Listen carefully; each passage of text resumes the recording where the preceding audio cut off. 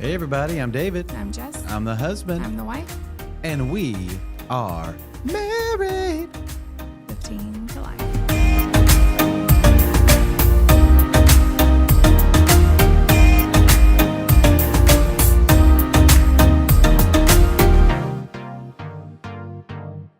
Why do you always have to do it like that? I just like to change it up. We do it a little bit differently every time. Oh, man. What a morning. What a morning. How you doing, It's baby? been a crazy couple weeks. I'm doing good. It has. I'm still kind of jet lagged from what we're going to talk about today.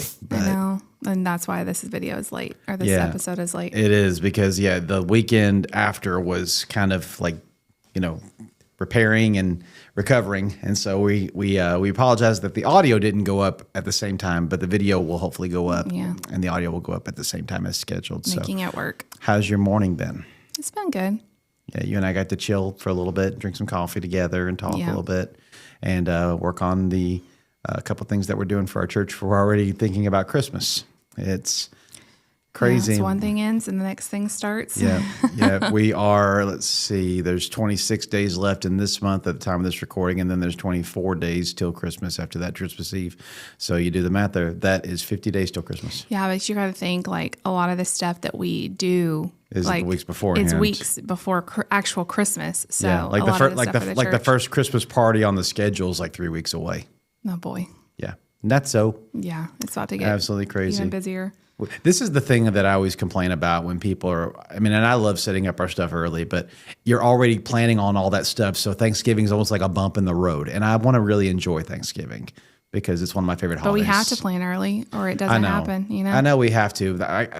Where Thanksgiving is just hard because it is right before Christmas. So in church world, and in life, you're already having to prep for Christmas. This makes sense though. Why a lot of people don't even do Christmas anything until like Good Friday. Yeah, but then Friday. You have zero time. I know. I couldn't do that. Like I'm trying to not be stressed this season. It's not going to probably happen. But no, I agree with the way we do it. I'm just saying I can understand both sides of it. I don't understand it because then I feel like you're rushed. Like if we didn't do anything until after Thanksgiving, that means you don't buy anything, you don't wrap anything, you don't decorate, you don't do parties, you don't prep. Then it would be not fun at all the month of December. Yeah.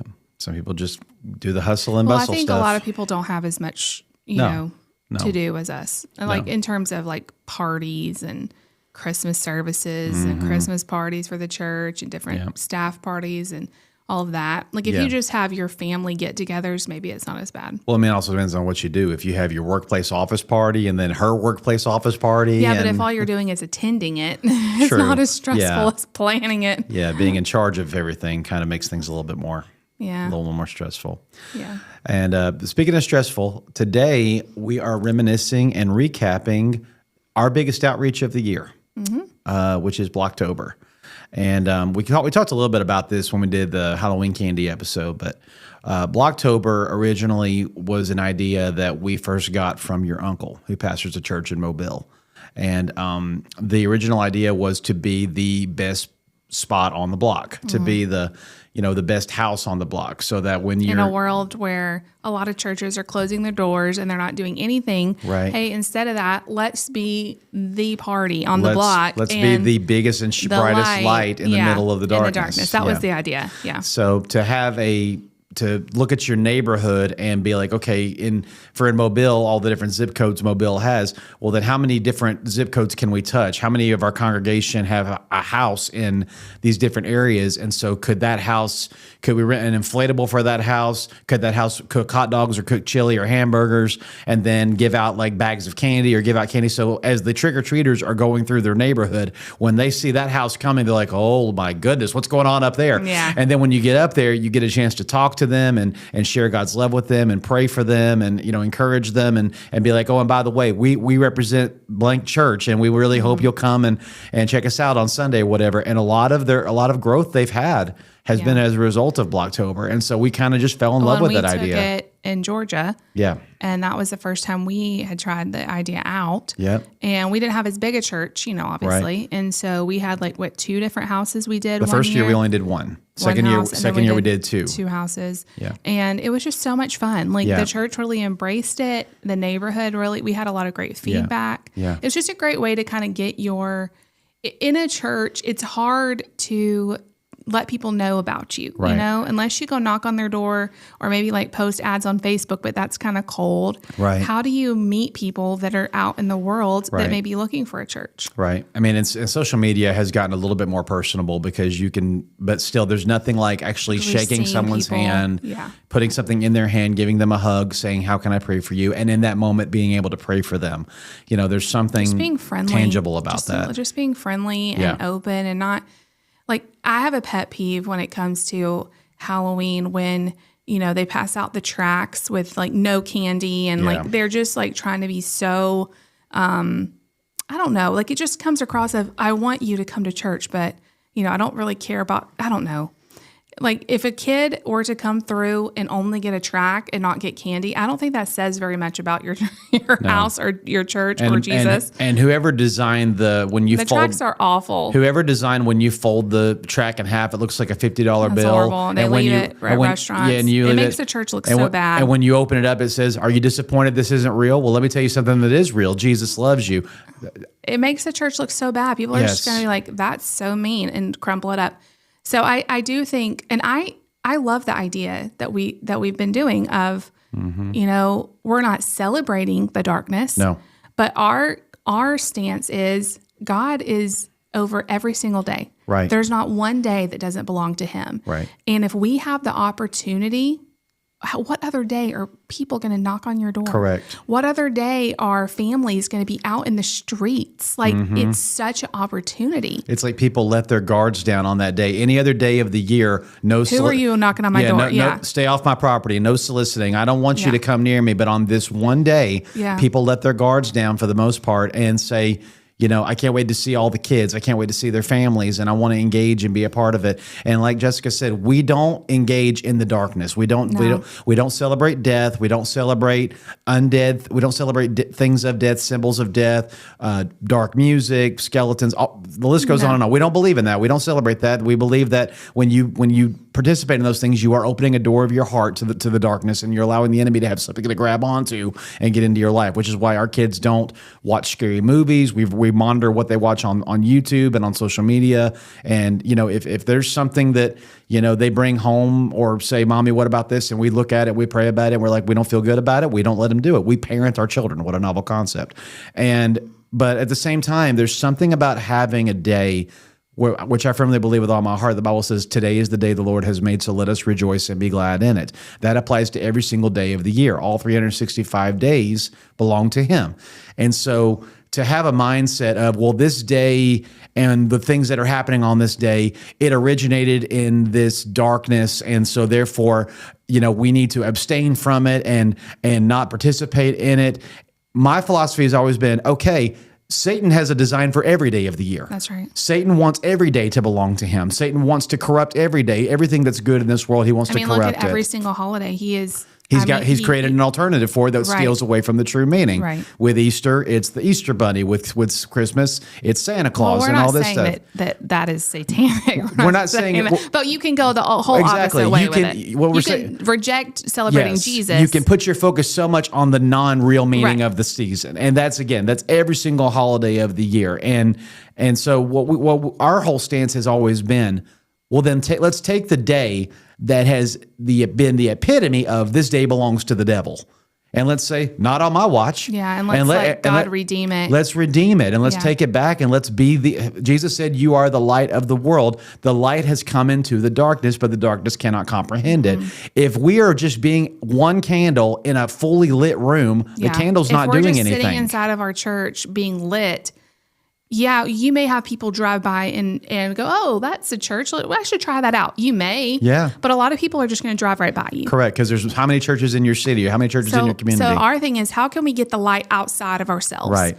And be his examples, Right. be his light in the dark community. Right. And so the whole point of Blocktober was, instead of saying, you know, shut your doors and not participate, and instead of being a church that says, you know, come on our property. And that is what we grew up in. Yes. We grew up in churches having alternatives. And Right. I mean, we had a blast. Yeah, I loved it growing up. So instead of trick-or-treating, they would have an event at the church, and it was really for the church kids. I mean, Right. other people could come too. Yeah. But they would play games, and you could wear a costume, and they would give you candy. And so when we grew up, I don't know about you, but we always were kind of taught that trick-or-treating was really dangerous, that you may get razor blades in your chocolate. There's bad people. This is back in the late 90s, stranger danger. Late 80s and the 90s where everything was bad. The Don't Do Drugs campaign, the Hell's Bells secular music campaign, everything's bad. Everything's bad. Don't watch terrible. the Smurfs. Don't, everything's bad. So that was kind of how we grew up. You went to a church alternative and we liked it. Yeah. But,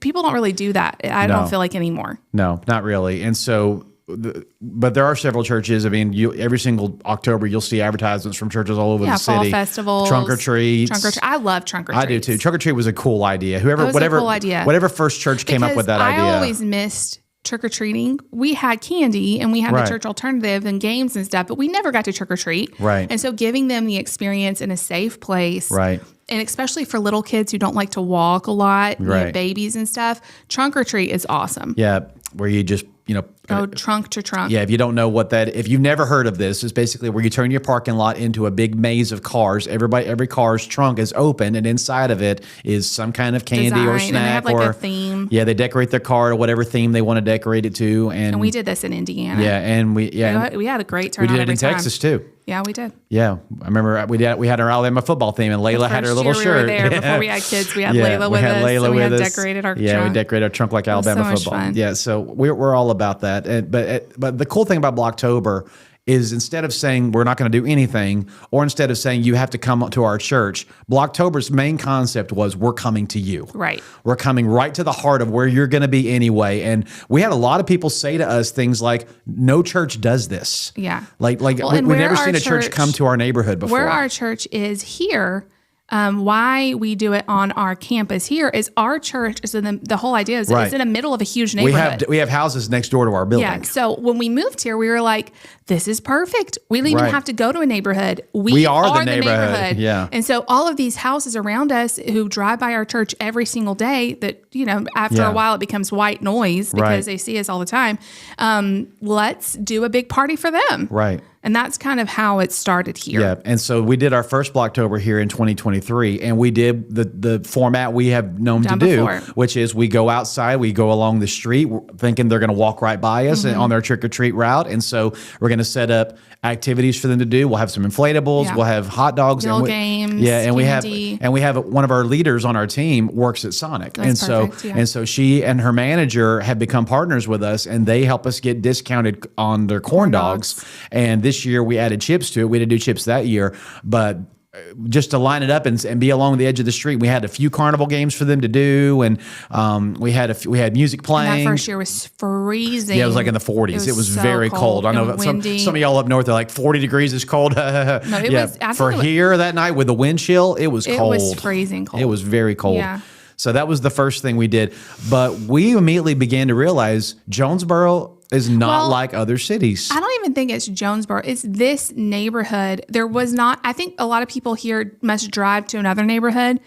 Nowhere here does trick-or-treat. Nowhere in this I tried to take the kids just around the block a few times just to let them trick-or-treat, and no houses were lit up. Right. So we didn't really even get to trick-or-treat. And what we saw I wonder if you went another few streets over, like that one area that has a bunch of closed houses. Yeah. But what we realized in the immediate half mile of our building, there was like nothing. So instead of people on their trick-or-treat route walking by, they're pulling up in their cars. They're pulling up in their cars and they're parking. And I was shocked that they actually made the effort to drive here. It's one thing walking by and seeing something. We had hundreds of people drive and park from across town. Shocked. We were shocked by it. And what we learned is that this is what these people do: is they hop from event to event on the night of. It's like a safe place that maybe they. So they are trick-or-treating, but they're trick-or-treating church to church or building to building. Or, we've done this when our kids, we lived in an apartment and we didn't really have a place to trick-or-treat. We would find local places that we could do trunk-or-treats, or we would find neighborhoods that were safe that we could trick-or-treat in. So I think that's a lot of it too. Right. Yeah. They're looking for things that their family can do that's safe, that's fun. Mm-hmm. And I've been shocked at the numbers. Yeah. Every year. Yeah. So the first year we had about 600 people. Yeah. And that was with hardly any advertising. I was shocked. We were not expecting that. No, we only had a banner hanging on the side of our building and word of mouth. And like people would take some pictures, and I think maybe on our social media I had like a like I had not an ad, I didn't do an ad, like a event page, like an event page, and like people, that were sharing it with their friends and family, and so it got enough traction where our small church of 30 people, had 600 people come to our property. Wow. And we just could not imagine. And our people were blown away. We thought there'd be just a trickle every now and then of people walking by. I would have been thrilled because I think we only did like 300 corn dogs. I remember us having a lot of corn dogs. We were hopeful. Yeah. But yeah, I still thought we have way too many corn dogs. We're never going to give all these away. And we gave them all away. Yeah, pretty much. Yeah. And so it was just insane to see that happen. And so then at that point, we're like, okay, well, next year we know, at least we have an idea of what to expect. Yeah. And so the next year, which was last year, 2024, my goal was let's break 1,000. I think that we can do that. I was like, there's no way. I think if we can do a little bit of advertising, put a little bit of Facebook advertising money behind it, but we only ordered like 400 corn dogs that year. I know. I think we ordered a little less, because we just didn't want. We were just nervous. Like, we don't want to put a lot of money into this, even though we got a great discount. We don't want to put a lot of money into this. We just don't know. Is it going to, was that just a fluke last year? Is it going to be what it was last year? And so I was like, well, let's do that. Maybe let's do 1 or 2 additional games. Yeah, we had the bounce houses. Had the bounce houses reserved and all of that. Well, then it got to the week of, and the weather forecast came through. And it wasn't looking good. And it was looking terrible. And I'm like, okay, we can't do games and give out candy and sitting in a downpour of rain. Saying like, what is your plan? And we're like, pray that it doesn't rain. We didn't know, and we couldn't make a decision because it was a chance. Right. It was just there was nothing in the forecast until that it got said definite. Closer. We couldn't really decide what to do. So within 48 hours, I'm praying and frantically praying and being like, God, what am I supposed to do with this? Because the intention was never to have it inside. No, we thought that was just been horrible. We were like, we have to have it outside because again, we're thinking. Trick or treat, But we should have thought to ourselves, they didn't walk by last year. They came to us. So their whole intention is getting out of the car and walking up to you. Well, and you have to remember, like, we have a small building. Right. We are not a huge church. Right. And so I was not thinking, none of us were thinking that. We were thinking, well, if we have to move it inside, then we will. Right. But it definitely wasn't ideal. Right. And there were still some parts of the building, not a lot, but there were some parts of the building we were still working on and still redoing. Like our kids' room had just been redone. And so there are like pieces of things still out. And so Jessica and I just were talking and we were both, nervous and, emotional about it. And we're like, what are we supposed to do? What are we supposed to do? And finally, I don't know. This was like the day of. Almost the day of. It was the day of. It was the day of. The morning of. The morning of. And David called me and he's like, it's raining. I don't know if it's going to stop raining. Everything's wet. I got to make a call here. We've got to make a call. And I remember being like, well, we can't have it outside. We can't have. And I told her, I said, well, I can't put inflatables inside. At least at the time, I didn't think I could. We were thinking like, well, could we put the inflatables in the sanctuary? And that was kind of the plan. So then I was like, well, the only thing I can do is put them on the edge of our back parking lot underneath the trees, or at least they don't get soaked. At least the trees will catch most of it. At first, we were like, when you called me, I'm like, let's just move it inside because then we have to make a call. Yeah, and if I've got to cancel, the inflatables, we'll just lose everything but the deposit. And I remember us going, well, let's just see what happens. Let's move all the games inside. Yep. And leave the inflatables outside. Let's just see what happens. Yep. Maybe it'll stop raining. And so you like frantically. And so I frantically grabbed everything I could, set it up all over the building in different places. I mean, and this was like on the fly. We didn't like this year. This is like 10 o'clock in the morning and it starts at 5 o'clock in the afternoon. Gosh, it was a lot of work. Yeah. So I am running around the church like a chicken with my head cut off and I'm putting all the games up. I'm trying to move stuff out of rooms. I'm trying to set up as much as I could. We only used the fellowship hall and the kids' room and the foyer, which was because we didn't know what the rain was going to be like. We set up the registration in our foyer. And so I was like, well, this is the best I'm going to be able to do. But then I had a crazy idea about 1 o'clock. I was like, it's in the kids' room. What if I did black lights? Yeah. What if I blacklit it up? And because a lot of our games were glow in the dark if we didn't say that at the beginning. Yeah. And so we had because they were going to be outside. They were going to be outside. And so we were going to like run an extension cord and put black lights on, the ring toss where the bottles had highlighted water so they would glow. And we had black light bowling where the bowling pins were water bottles filled with highlight water. And I'm like, What if I turned the whole room into that? And so literally the entire room was covered in black lights and covered in. Did you already have the black lights? I had some of them. I had some of them. And so I was like, let me just do what I can with this and see what it looks like. And the moment I set it up and then turned the lights off and looked at it, the light bulb went off. This is what's going to make this special. Yeah. And it because when you looked at it, and I'll try to include some pictures of it, but when you look at it, you're like, I don't want to leave this room. This room is cool. It's really cool. And this year, 2025, we even did it better and improved it even more. It's always been like the favorite room. Yeah. Everybody comes and goes straight to that room who's been here before. They always want to go there.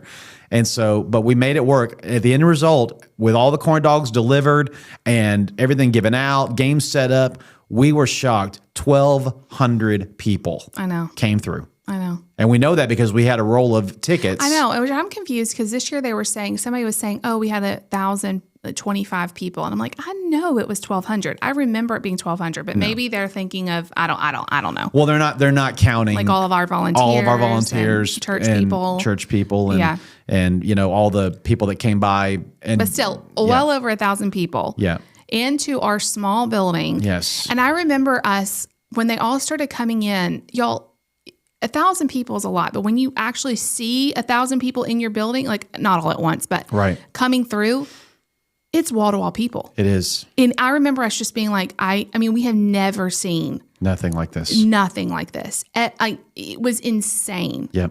It was insane. Just so many people. There were times in the fellowship hall you couldn't move. No, it was like you could barely walk through it. It was so, and like the hallways, like everything was just crammed, and I just was like, oh my gosh! And that year, we had Nate because you know our son has autism, and you know, and this is a nightmare for him. Oh, it's a nightmare. So we had him in this back room, but people kept opening the door, and you could like hear the hum of people. Right. And so I ended up having to leave with the kids. Yeah. Pretty soon after. You stayed for about the hour and a half. We weren't able to have the inflations outside. Yeah, because thankfully it stopped raining at like 3:00, and he showed up with them at 4. And so we made a call. The parking lot's going to run off the water, so it's going to be wet, but it's not going to be like puddled. Mud, yeah. And so let's put them there, and the kids can play on them while you know everything else is going on. The headache of that is you're eliminating some of your parking spaces, and we don't have a lot of parking spaces. And we don't have a lot of parking spaces. I don't know honestly how we did it. We made it work. Grace of God. They had people parking everywhere, and it was crazy because most people on our team and the staff that were coming to help that night, most of them had seen last year or in 2023, and so they were like, okay, well, we kind of know about how many people.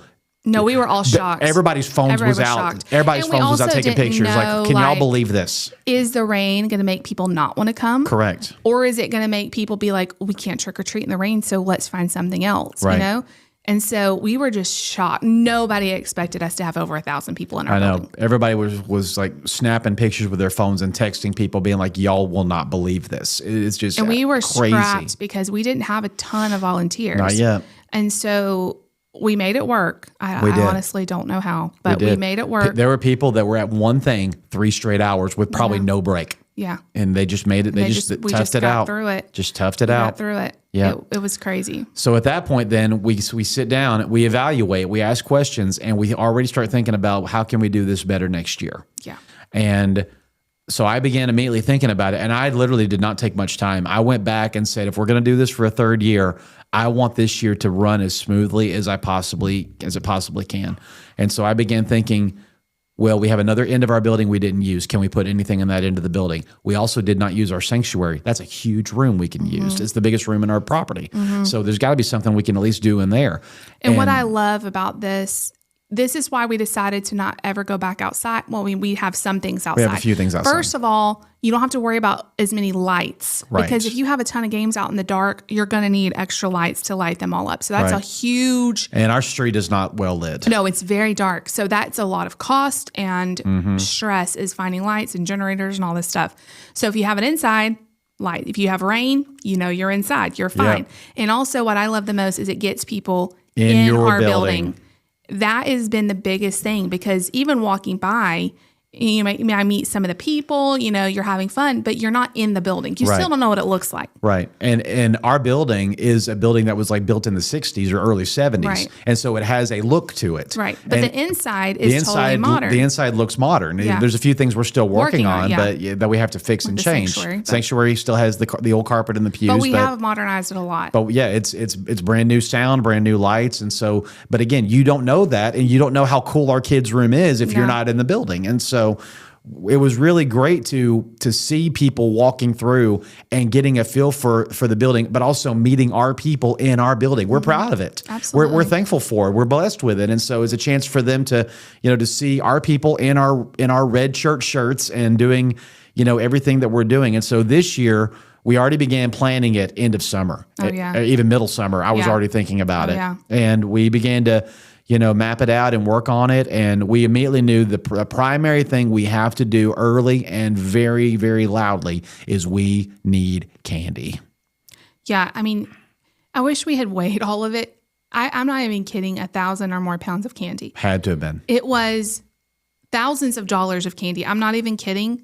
Y'all know how much candy is? One bag of candy is like $20. We had so many bags. Yes. And thankfully, we had all 3 campuses donating candy. Yes. We are very thankful for that. Our people, of course, were donating candy. And then, at the last second, we realized we didn't have enough. And I asked for personal family, friends, subscribers, anybody that felt led to donate candy to send me money, and I would find the best deals I could. And thankfully, I think we had over $600 come in last minute. Praise the Lord. Just from our personal friends and family that most of them have never been here, never will ever come here. But they've seen the result of this for 2 years, and they said, this is good ground to sow this into. Yeah. So let's help them out. We wouldn't have made it without that. Yeah. But yeah, the candy it's so necessary. Yes. It's so necessary because that's what these kids want. That's what they want. That's what they're driving here. Mm-hmm. And I've heard people say like, oh, well, you don't have to do the candy bags. Like you could just give them candy at the games. Yeah, we could. But we want to be above and beyond. Correct. We want to bless above and beyond. And that's like our philosophy in ministry. Mm-hmm. No, we don't have to do the breakfast every we don't want to Sunday. do the bare minimum for the people that we have. We want them to leave going, wow, this church loves us. Right. And so we always try to go above and beyond. Yes. Now, there are things that we can't do financially, but we try to do as best as we can. Yeah, you got a corn dog, not a filet mignon. Yeah. But it's just so important to us to really, and what I love about the candy bag, so when every kid comes through, they get a bag of candy, and then they get the candy at the games. Right. What if the kids are allergic to peanuts? Well, we have bags that are peanut free, but also it's a great way to get our church information to them. Instead of just handing them a flyer with our church information, we're able to put it in the candy bags. Mm-hmm. And to me, that just seems less like they're just going to throw it in the trash. It's less invasive. Yeah. Because the kids are going through it, the parents will see it. If they throw it in the trash, they throw it in the trash. But it's a way, there. We have our QR code, so if they scan it, they can get a lot of information about our church. Right. It's a great way to kind of get it in their hands. Yeah. So the candy is huge, and making sure we had enough. And while I'm on my annual conference trip, that's the Wednesday that usually we put together the candy bag. So Jessica heads that up, and then she'll send me pictures and video clips and say, this is how many bags we made. And that's after once the bags were all made and we realized we're going to need more candy. That's when you put the bulletin because out. Once we make all the bags, whatever's left is the candy for the games, and we didn't have much left. Right. Now, we knew we had 3 more services where people were going to bring candy, but it probably still, you can't roll the dice on that. You don't know that. And then once we made all the bags, we got to thinking, we don't think we have enough. We made like 600-ish bags.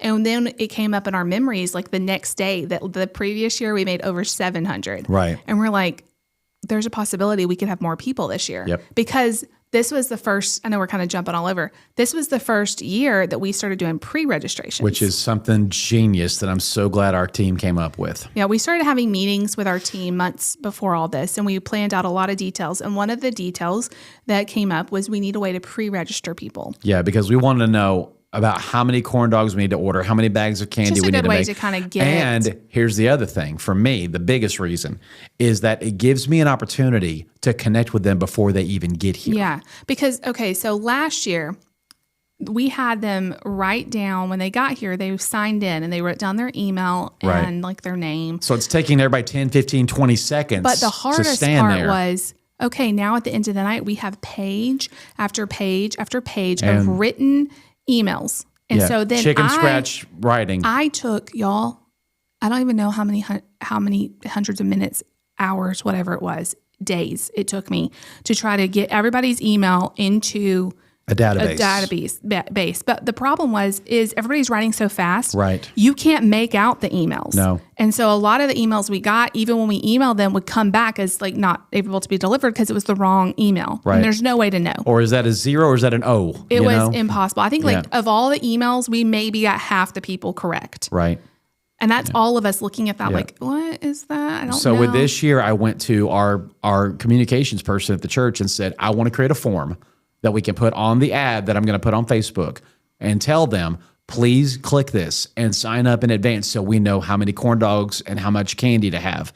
And people responded. And we were blown away by the pre-registrations. I think when we were making the candy bags, which was like the week before, we had like 1,300 people registered. Something like that. 1,200, 1,300. The night of, we cracked 1,600 names. And we were like, oh my gosh. And of that, I think we had about 700-800 kids pre-registered. 700 kids out of the 1,600 total people. And altogether, I think about 200 and something emails collected. So a family would put down like 5 to 6 people. Right. Yeah. But the hard part also was, okay, they're pre-registered. How many of these people that are pre-registered are actually going to come? Correct. And so you just... Because we know not everybody is. Some people are just going to click on it, think they're going to come, and it doesn't work. So I had to make the judgment call on how much food to order. And Brandon, the manager at Sonic, shout out to you, man. I'm not going to give your last name. I'm going to protect you. But Brandon is so awesome. And he just came back to me and said, if you'll order minimum this, I'll donate this much. And it was almost 1 to 2. I mean, it was almost incredible, the ratio. He was being so generous to us. And then we had to make sure we had the water. And then we had a little bit of money left over because we were like, do we really need that much candy? We don't want to have too much left over. And so I said, let's give them a side. Go get 10 boxes of chips. Boxes of chips on major clearance. Right. They were for 50 bags, like $11.92, which is insane. A great deal because normally they're closer to like $20 a box. Yeah, like 50 cents a bag almost. And so Dave was like, go get 10 boxes. And I'm like, I don't know if they still are going to have them because... How many did they have, honey? They had exactly 10. God knew. I'm going through Sam's and he's out of town. So I'm like, y'all, it's hard when like the week before he's gone because I am scrambling. Yep. So I get all these chips and then we start talking to the leadership team and we're like, we only have 600 bags of candy. Last year we had 700. We have 1,300 pre-registrant. Mm-hmm. We need more candy. And so I'm like, you know what? Me and the kids don't have any plans tonight. David was going to come home the next day. And so we put on I Love Lucy and we stuffed candy bags. Yep. And we made another like 150. And it took all night to do that by ourselves.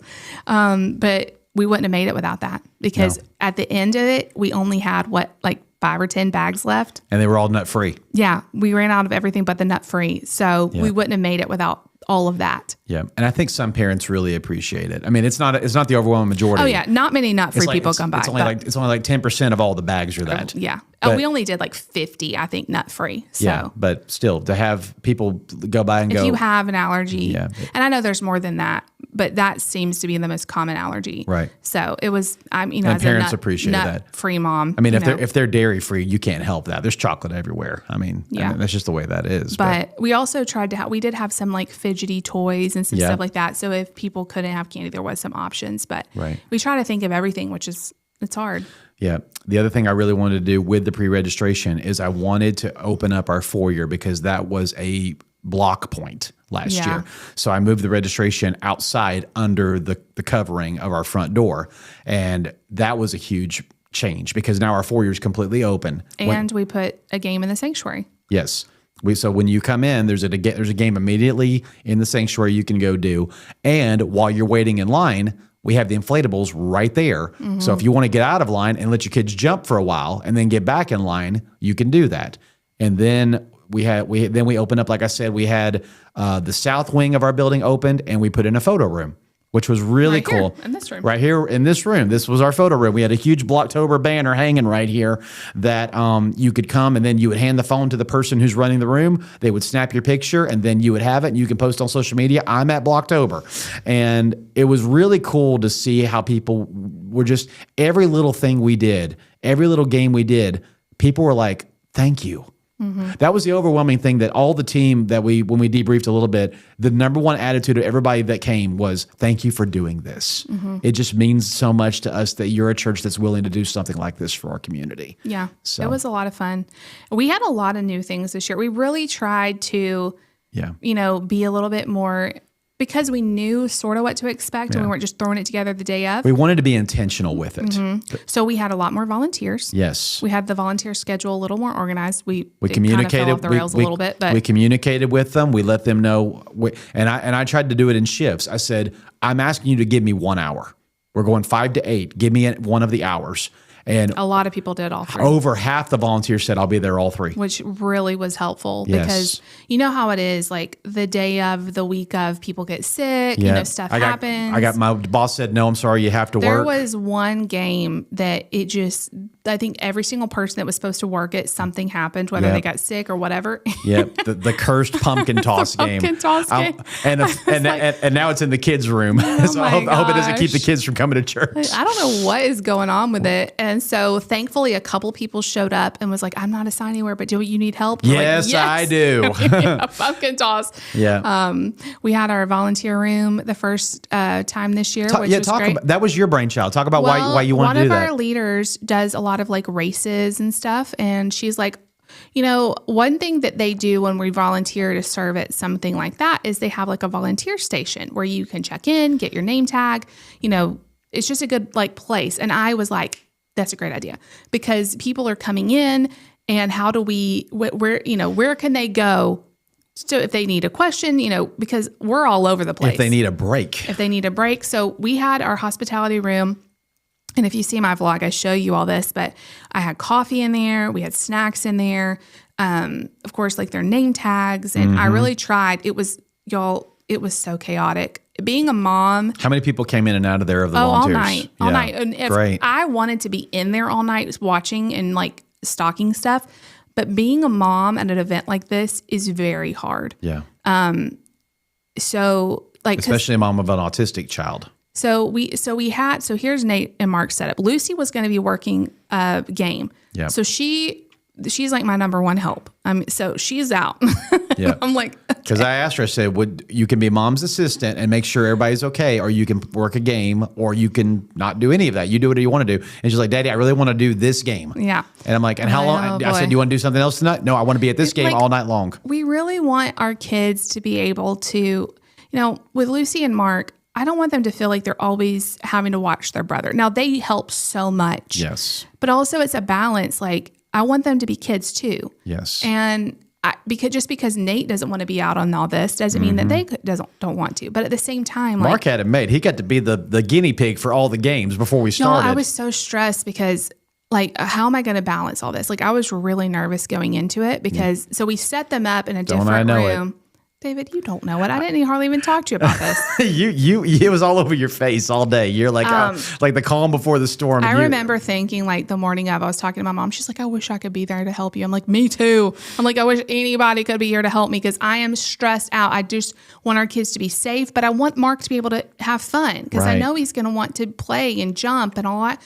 And so we had the boys set up in our special needs room, which is right across from our hospitality room. Right. David put a TV in there. And so they were going to be right across from me. Yep. And they're going to hang in there all night long. They're going to hang in there. Well, and we let Mark, before it started, go around to all the games and practice and play. And he got some candy. But I knew that wasn't going to be enough for him. He wants to experience it, Right. So what we did was I would just go in there periodically. I mean, I was in there all night back and forth to check on them. We had people that were in this room watching the door to make sure nobody came out, to make sure nobody went in. That was one of the things I had to have was everybody, there's a key person running the game, but there also is a secondary person at the game in case the primary person needs to go to the restroom or get a drink. So the ladies that were in here, their door was open anyway, and they were standing in the hall. I'm like, if you see Nate come out of this room, right, text me or chase him down. Yes. He didn't want to come out though. He was perfectly fine all night. Yes. And I was in there back and forth. And the other thing we upped this year is we had much more signage this year. Yeah. We didn't do enough. No, we need to do even more. And if we do this again, we will do even more. But we definitely had doors that had a sign on the front saying, like, don't enter. Event team only. Yeah. That was what they all said. And I put one on Nate's room because I don't want anybody randomly walking in that room. Yeah.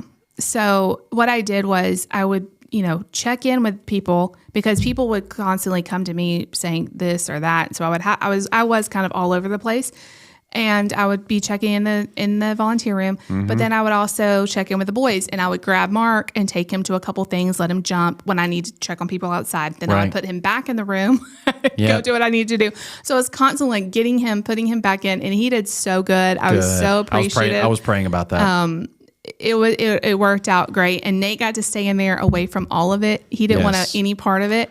Yeah. And I think you thought he might try to run. I think he was like, no. I know what's out there, and I am staying in here. He's like, no.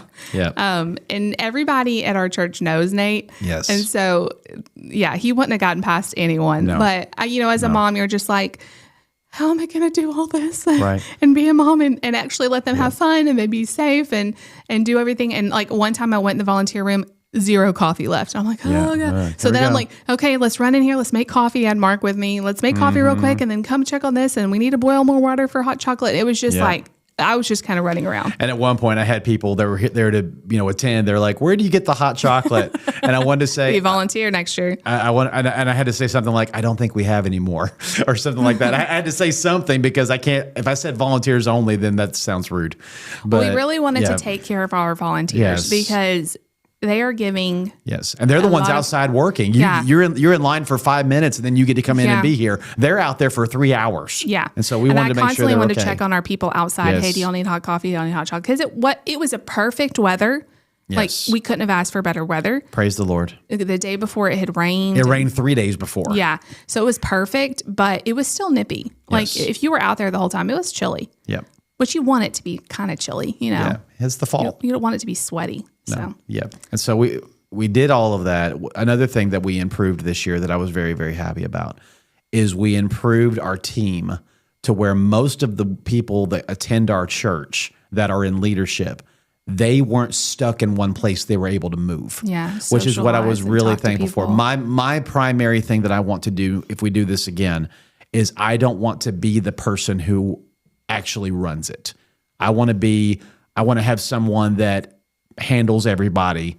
And that lets me just be pastor because I was really missing out a lot on just being able to engage with people. It's just hard because like a lot of the TV that was doing the signage, it would go out and then only you know how to fix it. You know, because I'm the one that turns it off and on all the time. Yeah, there's just stuff like that comes up that I don't know how to prepare someone else. Yeah, but having to step away from a conversation to do that's one thing. But I wanted to be able to just mainly make sure to take care of the team and take care of the people that we're serving. And so I would constantly try to engage with them and go, how you doing? Is everybody okay? Does anybody need to go to the restroom real quick? And me and the person that was assigned to me, we almost volunteered at every single part of this event because we wanted to make sure there were people that were there for 2 hours and still hadn't gone to the restroom. Yeah. And I was like, y'all go right now. Go get a drink and do it right now. We can run this game for 15 minutes. Go do it right now. And so we made sure to do that and just to have people know you've got their back. And that's been our philosophy in ministry. If you take care of the people that are serving, it means the world. Yes, it does. There's nothing worse than like serving in a ministry and feeling like nobody cares or nobody sees you. Yeah. We felt that way before. There are people that, it was funny, one of the nursery workers at the Central Campus, she came to one of the main services one day and somebody walked up to her and shook her hand and said, how long have you been coming here? Yeah. And she's like, I've been here 20 years. But she's always in the nursery. She's always in the nursery. And those people are so valuable and they're not seen. No. And a lot of times they're not seen by the leadership either. Not saying that happens at our church, but we have to be really intentional about taking care of them, about appreciating them, about serving them because they're the ones serving all of us. And if you're not careful, like if people feel appreciated, they'll do the world for you. Mm-hmm. They'll serve their heart out. But if they feel like they're being taken advantage of, if they feel like they're not being appreciated, There's nothing worse than that. You feel worse. awful. You just feel like, why am I even doing this? I gave up my night to do this. Yeah. That will never help y'all again, you know? And that is like, we want everybody to be like, we can't wait to do this again. And that is what I heard from so many of our volunteers at the end of the night. I can't wait till next year. I can't wait to do this again. Yes. And that made me so happy because it was a lot of work, y'all. A lot of work. It's not like they were just standing around smiling at people. No. It was a lot of work. So the fact that they were excited to do it again, I'm like, we did it. We did it right. There's of course things that we could improve. There always is. There always is things. You're like, oh, we should have had a sign here. We should have done this. We should have had registration this way. There's little things like that. Right. There always is going to be tweaks. But I felt good at the end of the day. Yeah. They were excited about it. They said it was fun because we needed more volunteers than we had. We were stretched really thin. Yes. But we pulled it out. Yeah, we did. And it was great to see the people. But the other thing that I really prayed about was as people were signing up, I began thinking about as they sign up, because you don't want just a mass list of names and then you have to plug holes with them. So one thing else as I was praying about the sign-up process, one thing the Lord spoke to me was give them a chance to own their place. And so I went to the person making the form and said, ask them to give us their first, second, and third choice of where they want to go. And then we will, at least if they don't get their first choice, hopefully they'll get their second. I'm very thankful that almost every single person got their first choice. So when you know... Just nobody wanted the pumpkin toss. No, there are people that... Just kidding. Well, I know, they felt sick said, or something. Yeah, or they said, I want to run a game. I don't care what game it is. I just want to run a game. And so most people got to go to their first choice. And when you get that and give them the freedom for that and give them the opportunity for that, then it builds up their thing of, I'm being heard. I'm being listened to. They're valuing my opinion on what I want to do. And then you look at the people you have there, and then I begin praying again, okay, from this batch of people at the kitchen, who needs to take charge here? And I immediately began thinking, I need this person to take charge. Yeah. And then you begin looking at it, and when we started looking at it, especially the kitchen has so many moving parts because you got food going out. The problem we've had is people come through multiple times. Well, we don't have enough corn dogs for people to get more than one. Which is why we came up with the ticket system. You cannot get a corn dog or a bag of candy unless you present your ticket. And the ticket's also a great way for us to have count. Correct. So we can look at the numbers and be like, we've had this many people come through. Yeah, because we get a roll of tickets. You start at this number, then at the end of the night, what number are we at? You can then do the math and know this is how many tickets we gave away. And so when we did that, we were like, well, we don't want people just walking up and grabbing bags of candy. So somebody's going to need to be in front. Somebody's going to need to be in front giving out candy, making sure only the kids get it. We only have enough for the kids, and making sure people don't come through more than once because there is no ticket for candy. Right. And so I said that's the only time you are going to have to be a little bit mean is if they go, can I have it? Not mean, but firm. You know what I mean? But firm as in, I'm sorry, I can't find my ticket. I think I dropped it somewhere. I'm sorry. Yeah. That's the only, and thankfully I don't think we had any problems with that. But then you look at your batch and go, well, then who's the friendly, smiling person that can say something like that and nobody get mad at her for saying it? And you begin thinking about that at every game. Who needs to be in this room? Who has a problem with black lights and doesn't need to be in a black light room? Who loves to take pictures? Who needs to be in the photography room? I was also so thankful we had a great security team. Yes. And huge shout out to have them this year. And we had a police officer that was huge. We hired a police officer because when you're thinking of that many people in a building, a small building, you have to think security. Yes. That's the top priority. I don't want anybody to get hurt. Especially in this day and age where if people know there's a mass here and they want attention for doing something stupid, they'll take advantage of an opportunity like this. And so we are so thankful for our security team, for the police officer, everybody that served doing parking. I found out he goes to a church across town, and one of our neighbors goes to church with him. And so he's like, I know that guy really well. He loves Jesus. And so when the police officers get to pick and choose which events they moonlight for. Yeah. And so when he saw this and picked it, I was like, oh, I'm glad I got somebody here that gets it. He understands what this is. And so we were so thankful. And everybody, it was really a team effort. It was. Our team that worked months on this, but then the other teams from the other campuses coming in to help us, and us being one big team. Right. That was it's a beautiful thing to see. And the biggest thing we did different this year, which was the game changer for this year, was we had a tent for prayer. Yes. We had that out front, and I prayed strategically saying, God, where should this be?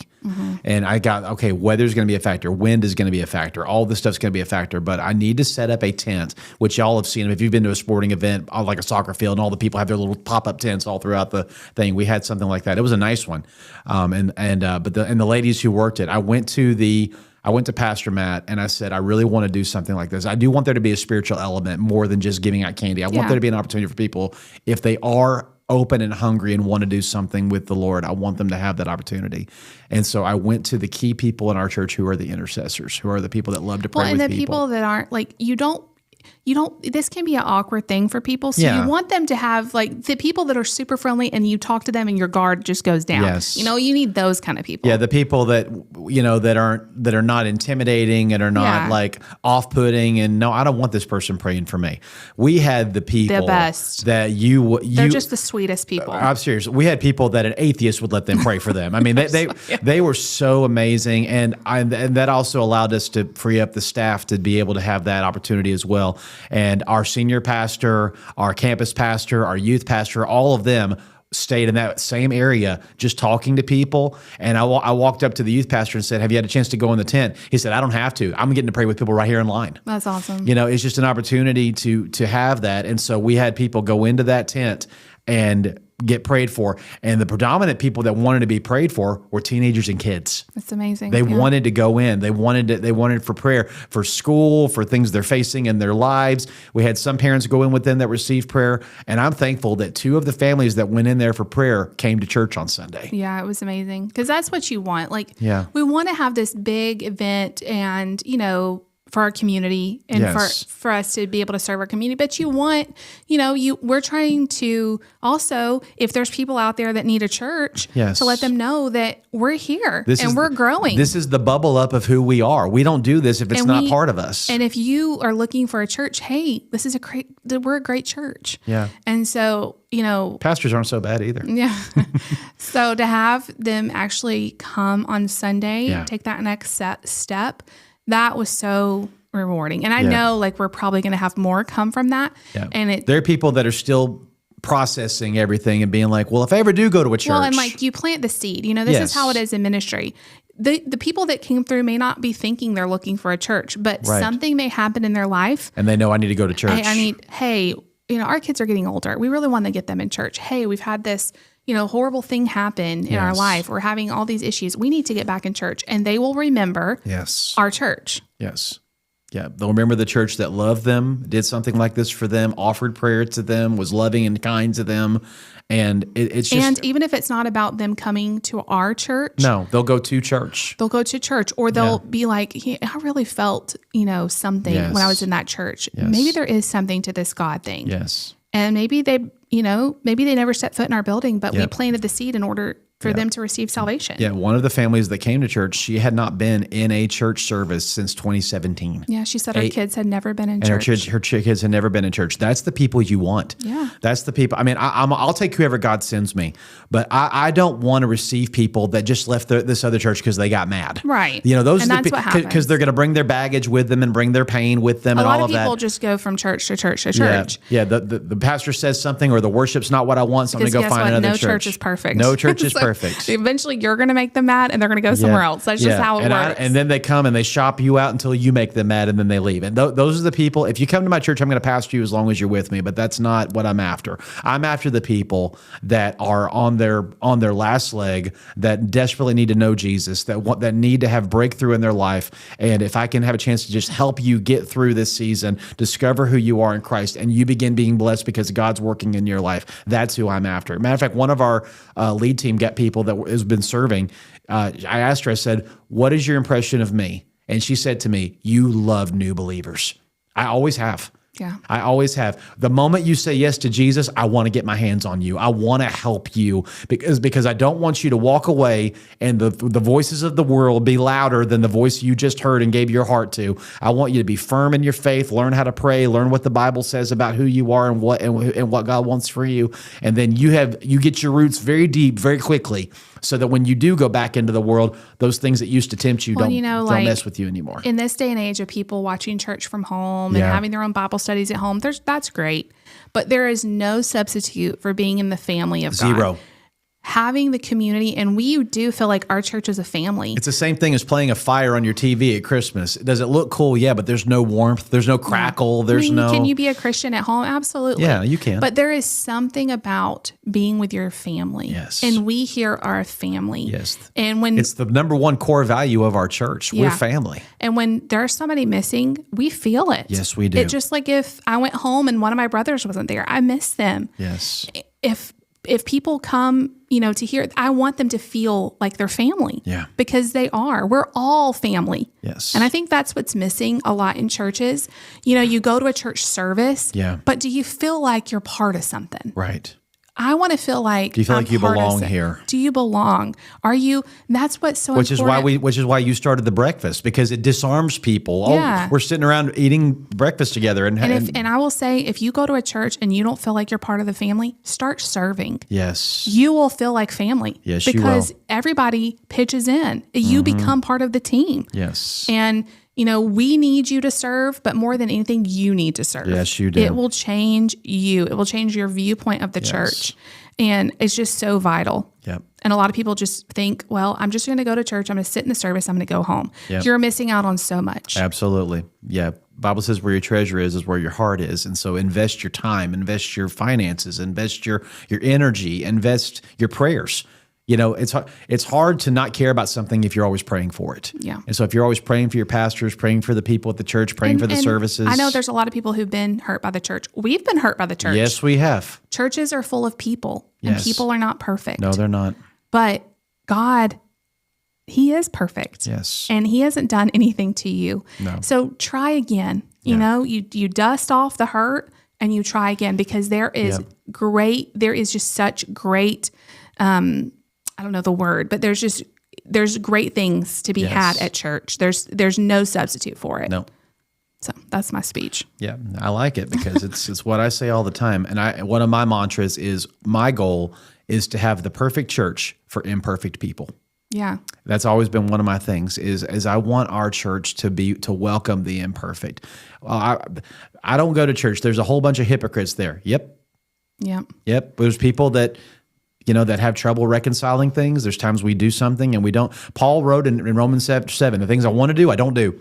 And the things I don't want to do, I find myself doing. None of us are perfect. We all struggle. The only man who never fell to temptation was the man we worship and who died for us. And who killed him? The church people. The church people killed him because they didn't want to hear what he had to say. And so it's 100% true. But when I look back over Blocktober this year especially, I'm just so thankful that it's built momentum. People get it. People understand why we do it. We have a spiritual element at it now that really helps to draw even more momentum and synergy into it.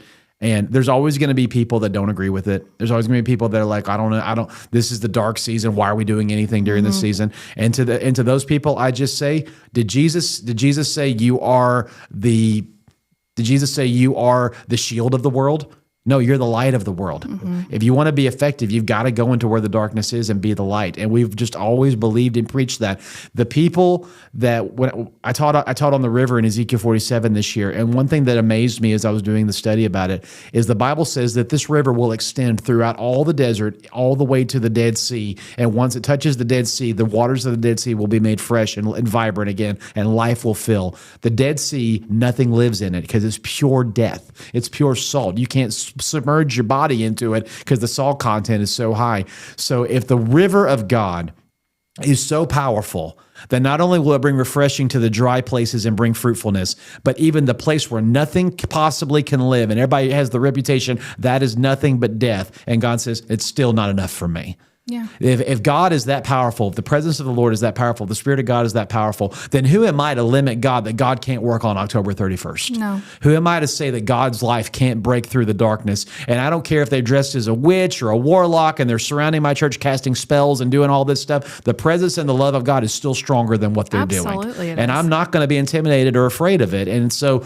to all those out there that are like, well, what am I supposed to do with Halloween? Be the light. Yeah. Be the light. We didn't, but I don't know if we want to go into like our personal Halloween, what we did, because Blocktober this year was on the 30th. Right. So we had Halloween off. But what I want to do next year for our personal neighborhood that we do, we had one of our neighbors gave out Jesus loves you stickers. Now she gave them out with candy. Right. But the kids were so excited. I mean, I talked to her after and I said, that was such a great idea. And she said, I was shocked at how many kids were so excited about those stickers. Yes. You know, kids love stickers. But she was like, one girl said like, I love that. Can I have one of those? And she's like, absolutely. And she said, well, I love Jesus. And there's so many people out there that touched my heart that they do love Jesus, you know, and I don't want to be the house that's dark, right? That doesn't, you know, reach our community. We went out and we had the best time. Yes. We got to say, we walked around with neighbors. Yes. The kids, you know, it just was such a community again. Like, there's so many of us out here that all believe in Jesus, you know, and in the world, in the church, or whoever wants to say like, well, there's just so much evil out there. There is evil. But there's also a lot of good too. Yeah, where sin abounds, grace abounds more. That's the thing that I wish people would understand. Okay, it's darker, it's darker, it's darker. Well, guess when the light shines the brightest? That's right. And when it's the darkest. That's right. If I turn on my flashlight out here in the broad daylight, you don't see it. But if I walk into Mammoth Cave where there's total darkness and I flip that light on, the whole cave's going to be lit. And people will know you're followers of Christ by how much you love each other. And by how much you love. Just love people. You don't have to go out and preach at them and say, how dare you wear the witch's costume? You're going to hell. That doesn't work. Yeah, that doesn't work. The Bible says there's no condemnation in Christ Jesus. You can look at someone dressed as a witch and go, Jesus loves you, because he does. Yes, he does. Even if they're practicing witchcraft, which not everybody that wears a witch's costume is, but even if they're in the middle of practicing witchcraft, you don't have to fear them. No. Bigger is he that is in you than he that's in this world. And you can love them the way God sees them. God sees them with love. Yes. And that is what's going to draw them to him. Amen. There's going to be that moment when they're going to realize this stuff I'm doing is not loving me back, but that person gave me love. There's something real that I can't overcome, because all that's what sin does. Sin leaves you empty and needing more. But there's something about God's love that fills you up and satisfies you and makes you feel like I need to have this in my life. This is who I'm supposed to be. Yeah. And if they never get to experience that because we're too afraid or too harsh or too judgmental. Too judgmental. That's what the Pharisees did. Yeah. It's not effective. If standing there blasting people worked, then I would say go for it. It doesn't. But I have people in my life that are unsaved. And we have family in our lives that are unsaved. And that's what I mean, family. Yeah. That I have prayed for years. Yes. And what I just keep feeling is God saying, keep praying and keep showing love. Just love them. That's the only thing that's going to work. Just love them. Just love them. Eventually the love break through. Me preaching at them and hounding them, that's only going to push them further away. You can't do it. You can't do it, because what they're crying out for is love. Yeah. Whether it's love and acceptance from other people, love and validation for who they are, and we don't condone the sin, and we don't condone delusion. If you say and my family that I'm talking about, they know how I feel. Yes. They know what I believe. Yes. But I'm never going to stand in judgment on them. No. I'm just going to keep showing God's love, and I'm going to keep praying for them. And when they try to come back with arguments and debates, that doesn't work either. You can't. We don't debate. Jesus didn't debate sinners. He baited the people that know better. But you know what I found? Like, people, at least in my life, that know how I feel, they don't debate me. No. You know, I don't feel like debating works. It doesn't. You know, I just keep loving them. No. And just keep loving them, keep praying. Right. And God works. We're seeing evidence in our own family of God moving. Yes. Doesn't necessarily in our timetable. Yes. The seeds of prayer we have sown for years, God's like, here they come. Here they come. They've been dormant, or you didn't think they would work, but here they come. God hears every prayer and honors every prayer. We just can't get weary. No. We can't be like, well, we've been praying for 3 years and nothing's happened. Well, some people have been praying for 30 years for their loved ones. You just keep at it. And having a spirit of like condemnation and wanting to debate them and how dare you do this or that. Right. It's not going to win them over. Be a light in the darkness. Shine the light of God, the love of God. Be the salt of the earth. What does salt do? Number one, it preserves. It helps make people know that there's something worth living for, that you don't have to decay and fall away, that you can be brought back to life. Number two, it adds seasoning and flavor. And that's what we are. We're supposed to bring flavor to this world, this dead world, this dry world, this world that's full of stuff that's tasteless and is not going to last and is just going to wither away with the dust of the earth. We're supposed to bring eternal flavor, that there's something that's going to last forever. There's something that's going to endure forever. And something else salt does, it makes you thirsty. We need to make people thirsty for the things of God. We need people to watch our lives and go, I need what they have. I want what they have. And that's what happened. We had people that took a taste of what we were and said, I need to be in this church on Sunday. That's what we have to be. We have to be that. If you're not doing those things, you're not representing Jesus the way he wants you to do. If we had not done this outreach, if we had just been like, it's a lot of money. Let's take the night off. It's a lot of time. It's a lot of work. Maybe those people that came to church would never be in church. Maybe they would have never, brought their children. Like, you are affecting people for eternity and generations of people. So anyway, it was awesome. It was great. This year was the best year yet. And I'm so thankful. I'm so thankful to every person. If you're watching this and you volunteered, we thank you. We thank you for your prayers, for your time, for your investment. We're thankful that you had a blast doing it. Every single person was so valuable, from the game workers to security to the hot corn dog people to the people in the prayer tent to registration, to the people that didn't come. You donated candy, or the people you could, or the people you just stayed home and prayed for it. Thank you. Everything you did was valuable. I want to say thank you. Thank you, babe. Thank you, Jess, for everything you did. I could not have done this event without you. I could not. You dreamed up so many great ideas. You helped it flow smoothly, and you came up with several things that made it as awesome as it was. We're a good team. We are a good team. I want to thank you for that. Thank you. Thank you to our kids for putting up with it. They had fun.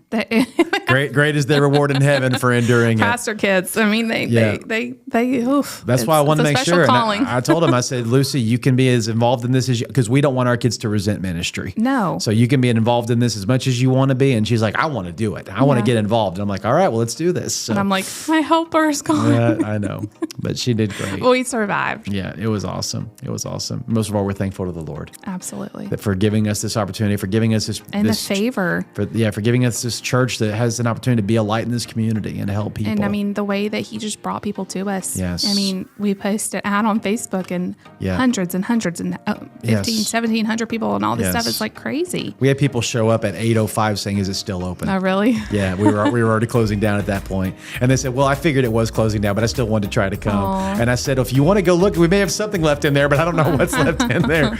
But they didn't come in. But that was encouraging to me, that people were still trying to get there, and still trying to make it. Yeah. So it was a lot of fun, and we are praying about, should this evolve and move into something more next year, and if it does, we'll talk about it when we get to that point. But I want to say thank you to all of you for listening. If you're listening to the audio of this, I pray you'll give it a 5-star rating. Leave us some comments about it. If you have lengthy comments, or if you'd like to do an audio voicemail recording, we would love to hear those and play them. We've played a few in the past, and we would love to do it again. And we're going to be doing a Q&A episode here soon. So please make sure you submit the questions and the audio to married15tolife@mail.com. That's MAIL.com. Sweetheart? If you're watching on YouTube, definitely will help us out if you'll give the video a big thumbs up. Leave us a comment down below. Definitely subscribe if you're new, and hit the bell to be notified when we post new videos. Have you had enough candy? Yes. Me too. And we still have tons of it at home. Yeah, we have to have the kids slowly eat away at it. And thankfully, we have a little bit left over from Blocktober that we can use for our Christmas stockings. Not much, but our kids here will be blessed. Yes. All right. Doesn't go to waste. Absolutely. Well, until next time, everybody, I'm David. I'm Jess. I'm the husband. I'm the wife. And we are married. 15 to life. Happy November, everybody. God bless you. Bye, guys.